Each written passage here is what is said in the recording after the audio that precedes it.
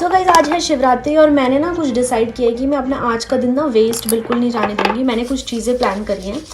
तो सबसे पहले अपना स्किन केयर कर लेती हूँ। जैसे आप लोग देख सकते हो, ये सीरम ना ऐसे रगड़ने के बाद क्रीम जैसा हो जाता है।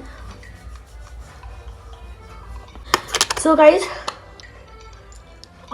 स्टे ट्यून, देखते रहो आप कि मैं कैसे अपना शिवरात्रि सेलिब्रेट कर रही हूँ। ठीक है, आप लोग क्या करते हो शिवरात्रि में, आप लोग भी बताओ।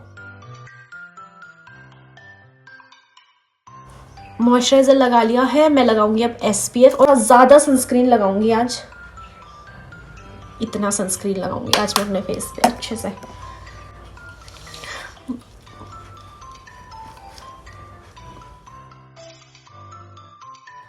और गाइज, क्योंकि आज मेरा जो प्लान है वो बाहर जाने का है, आउटिंग का है ज़्यादा, तो मैं आज जो मेकअप करना चाह रही हूँ, मैं चाह रही हूँ बहुत ही मिनिमल मेकअप हो, क्योंकि मैं ज़्यादा मेकअप कैरी करके बाहर घूमूंगी तो लोग बोलेंगे यार ज़्यादा हो गया। इससे पहले मैं प्राइमर लगा लूँगी, प्राइमर क्योंकि बहुत ज़्यादा इंपॉर्टेंट है। और मैं आज यूज़ करूँगी शुगर का प्राइमर। मैंने काफ़ी टाइम से मेकअप भी नहीं परचेस किया, मैं एक मेकअप परचेस करूँगी और मैं क्या क्या खरीद रही हूँ मैं उसका भी व्लॉग बनाऊँगी। नायका से मंगवाऊँगी मैं। सो या प्राइमर मैंने निकाल दिया है, प्राइमर लगा लेंगे अपने पोर्स पे। बहुत ही ज़्यादा इंपॉर्टेंट स्टेप है ये। मैं चाह रही हूँ बहुत ही ज़्यादा मिनिमल लुक लगे, तो मैं आज कुछ भी करेक्शन वगैरह नहीं करना चाह रही हूँ। सीधा आज वो मामा अर्थ का फाउंडेशन, और ये ना मुझे बहुत केकी फाउंडेशन है। मैं पर्सनली आपको बता रही हूँ, बहुत ही अच्छा नहीं है, लेकिन आपकी स्किन के लिए ज़्यादा हार्मफुल नहीं है, इसीलिए मैं इसको डेली यूज़ करना पसंद कर लेती हूँ। बट ये काफ़ी केकी है तो मैं इतना ही लूँगी। और इसके साथ मैं लगाऊंगी अपना मॉइस्चराइज़र। मैं हर फाउंडेशन इसी तरीके से यूज़ करती हूँ, सॉरी SPF नॉट मॉइस्चराइज़र। तो मैं इसको अच्छे से मिक्स कर लूँगी, एंड हो सके तो मैं इसको ऐसे ही मिक्स कर लूँगी। इसको साइड रख लेते हैं, एंड इसको मैं डायरेक्टली अपने फेस पे इस तरीके से लगाऊंगी। आप लोग देख सकते हो नीचे गोरा हो गया ना, तो यार आपको बस थोड़ा गोरा होना है, ज़रूरी नहीं है बिल्कुल फुल ऑन मेकअप करना है। Like you need to, that's it. मैंने अच्छे से लगा लिया है और ये बिल्कुल मुझे ऐसा CC क्रीम वाला ही लुक दे रहा है, बिल्कुल ऐसे फाउंडेशन वाला लुक नहीं दे रहा है ये। मैं आंखों पे कंसीलर करूँगी, एंड कंसीलर मैं जो करने जा रही हूँ आज वो है ये इंस्टेंट एज रिवाइंड वाला। सो या इसको बस हल्का सा मैं अपने अंडर आइज पे रखूँगी, क्योंकि मुझे बहुत डार्क सर्कल्स हो गए हैं आजकल। बस यहाँ, बस नहीं, थोड़ा यहाँ, थोड़ा नोज पे, थोड़ा यहाँ, थोड़ा यहाँ, दैट्स इट, बस।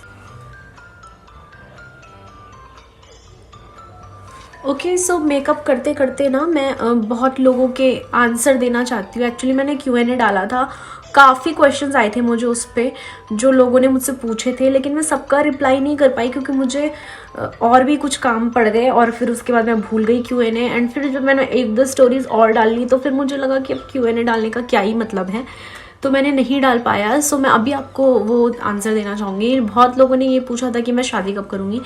गाइस, मेरा अभी शादी का कोई भी प्लान नहीं है। शादी मैं करूँगी 28 साल की, जब मैं हो जाऊँगी ना। मैंने तब सोचा है कि तब सोचेंगे शादी के बारे में, उससे पहले नहीं सोचना चाह रही हूँ मैं। सो या 28 साल का होने दीजिए मुझे। अभी मैं 25 की हूँ, so you have to wait.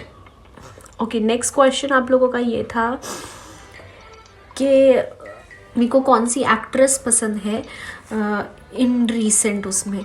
तो मैं सच बोलूँ, देखो लेट्स बी फेयर, मैं नहीं बोलना चाहती झूठ। मुझे अभी की एक्ट्रेसेस नहीं पसंद हैं। मुझे पुराने में, लाइक आप पूछो ना कि वो वाली एक्ट्रेसेस जो अब नहीं काम कर रहे हैं, उनमें मुझे सारी ही एक्ट्रेसेस अच्छी लगती थी। लाइक रचिता मैम हो गई, ऋचा पारचा मैम, ऋचा नौडियाल मैम, भावना भाकुनी मैम, जितनी भी थी ना, रेखा बदानी मैम, या आप लोग कह लो वीना रावत मैम, सब के सब ही मतलब A to Z थे। पुरानी एक्ट्रेसेस जितनी भी थी ना हमारी पहाड़ी म्यूज़िक इंडस्ट्री में, सबकी सब एक नंबर थी। मतलब उन पर कोई कमी नहीं थी, वो हर चीज़ कर सकती थी, एक्ट परफेक्ट, डांस परफेक्ट। तो मैं हमेशा उनको ही एडमायर करती हूँ और उन्हीं के काम से सीखती हूँ और करना चाहती हूँ कि मैं उनकी तरह ही काम करूँ। सो या लेट्स बी। नेक्स्ट क्वेश्चन बहुत ही ज़्यादा था, एक किसी का नाम लेके, जिनका नाम मैं नहीं लेना चाहूँगी। She is a female, okay. तो ये बता दूँ, आप कुछ गलत मत सोच लेना। तो उनका नाम लेके बहुत क्वेश्चंस थे कि आप दोनों की क्यों नहीं बनती है, क्यों नहीं बनती है। सो गाइज़ देखो, मैं बोलना चाहती हूँ कि मैंने अपने पर्सनल क्या कहते हैं, अपने पर्सनल लेवल में मैंने सबसे बात करने की कोशिश करी है, क्योंकि I am not that person जिसको लड़ाई करना बहुत ज़्यादा पसंद है। मुझे नहीं पसंद है। हाँ, जस्ट मेरा थोड़ा टेम्पर्ड इशू है, तो अगर कोई मेरे बारे में कुछ बोलता है और तो मुझे बहुत ज़्यादा गुस्सा आ जाता है, और ऑब्वियसली आएगा भी, क्योंकि मैंने कभी भी किसी को जज नहीं किया है यहाँ पर। मुझे अपने से ही मतलब है, जैसे कि आप लोग देखते भी होंगे, मैं बहुत ही ज़्यादा क्या कहते हैं, अपने में रहने वाली लड़की हूँ। मुझे दुनिया से कोई मतलब नहीं है, मुझे खुद से ही मतलब है। तो फिर भी अगर लोग आपके बारे में बोलते हैं तो आप ना एक बार ही फ्रस्ट्रेट हो जाते हो। और मैंने जैसे ना बात करने की कोशिश भी करी है, सबसे मैंने अपने पर्सनल लेवल में बात करी है, चाहे फिर वो कोई भी हो, लाइक कोई भी जो आप लोग समझ रहे हो वो भी मैंने सबसे बात करी है। लेकिन या मैंने अपनी तरफ से मैंने बोला भी है कि यार लेट्स नॉट फाइट, अब नया साल शुरू हो गया है ना, नए से करते हैं शुरू। मुझे आपसे कोई मतलब नहीं है, आपको मुझसे कोई मतलब नहीं है, तो पब्लिकली ये दिखा के कि हमारी नहीं बनती है and we are hating each other, ऐसा क्यों करना है ना। तो बट स्टिल मुझे ऐसा लग रहा है कि वहाँ से जो सेम प्रोसेसेस थी वो अभी भी चली रही हैं। तो अब देखो, मैं थक चुकी हूँ। मेरी तरफ से तो किसी के लिए कोई भी हेट नहीं है, मैंने तो सबको अनब्लॉक कर दिया। अब कोई मुझे ब्लॉक करना चाहे, कुछ भी करना चाहे, वो कर सकते हैं। मैं तो एकदम चिल हूँ, मुझे कोई मतलब नहीं है, मैं अपने पे खुश हूँ, दैट्स। बाकी हाँ, एक चीज़ है कि मुझे किसी से मतलब नहीं है, बट अगर कोई मेरी वाइब मैच नहीं कर रहा है तो मैं वहाँ जाना छोड़ देती हूँ। मैंने बहुत लोगों से डिस्टेंस बना लिए हैं, इसी वजह से बना लिए हैं क्योंकि एक तो मुझे ये चीज़ पसंद नहीं आती कि जो आपके बारे में अनाप शनाप बोलता है आप उसी के साथ घूम रहे हो, रह रहे हो। ये मेरे से नहीं होता बिल्कुल भी। मेरे लिए फिर कोई कुछ भी बोले, I just hate being there for the entire life. मैं कभी भी नहीं वहाँ जाऊँगी दोबारा, मुझे बहुत ही अजीब लगता है फिर। तो इसलिए मैंने काफ़ी लोगों से डिस्टेंस बना लिया है। तो या I am happy in my own life. आप अपने में खुश रहो, मैं अपने में बहुत ज़्यादा खुश हूँ।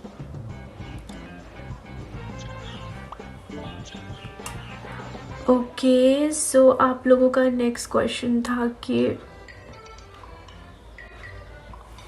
मैं क्या शादी के बाद भी ये ज्वाइन करूँगी, ये काम रखूँगी।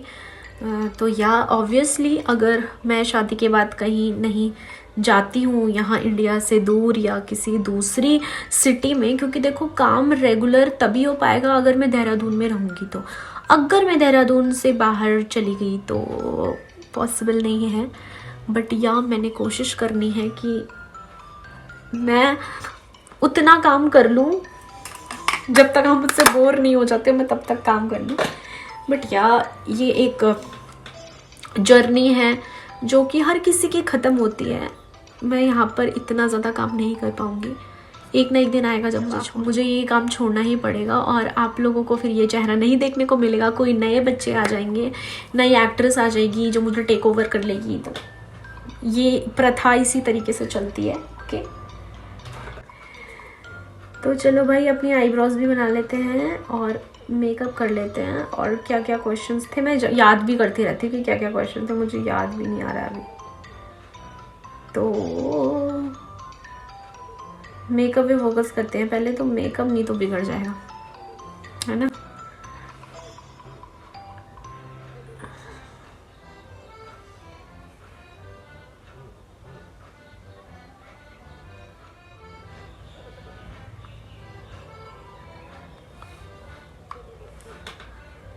सो गाइज़, मैं जैसे कि आप लोगों को पता है बहुत ही ज़्यादा मिनिमल मेकअप करने की सोच रही हूँ आज। तो मैं कोई आई शेडो नहीं बनाऊँगी। सो गाइज़, आई शेडो मैं कुछ ज़्यादा नहीं करना चाह रही हूँ। जस्ट इस पैलेट से मैं ये येलो कलर लूँगी एंड अपने इनर कॉर्नर्स पे लगाऊँगी, दैट्स इट। ज़्यादा हम नहीं लेंगे, इसको खूब रगड़ेंगे हम ताकि ज़्यादा से ज़्यादा पिगमेंट आए। एंड इसको हम लगाएंगे अपने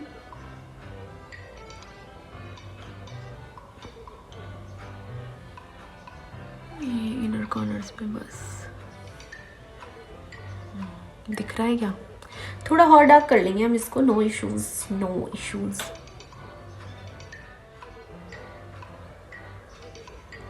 गड्ढा कर देंगे ना ऐसे।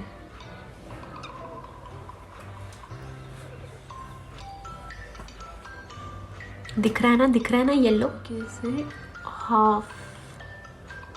Half eye shadow like this only. Oh perfect, इसी तरीके से चाहिए हमें दूसरी आंख पे भी।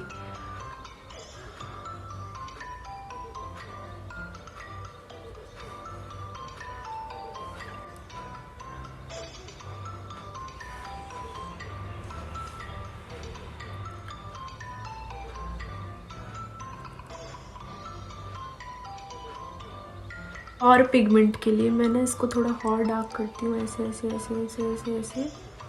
काफ़ी परफेक्ट पिगमेंट तो आ ही गया है वैसे, बट मुझे लग रहा है अगर ये और डार्क हो जाता ना, और और डार्क ना ये तब होता अगर मैं कंसीलर लगाती, बट नहीं, इतना ठीक है मुझे लग रहा है। इससे ज़्यादा डार्क भी क्या चाहिए यार। और मस्कारा लगाते हैं सीधा।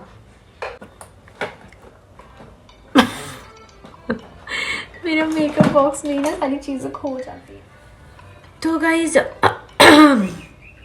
मस्कारा लगाते हैं, और ये है मेरा मस्कारा NY पे से है ये, एंड मेरे को काफ़ी पसंद है ये वाला मस्कारा। सो गाइज हम लोग करने जा रहे हैं अब अपनी एक फेवरेट चीज़। तो वो फेवरेट चीज़ है ये ऐसे तरीके का ब्राउन शेड इस तरीके के फ्लैट ब्रश में निकाल के अपनी आंखों पे नीचे ऐसे काजल बनाने का।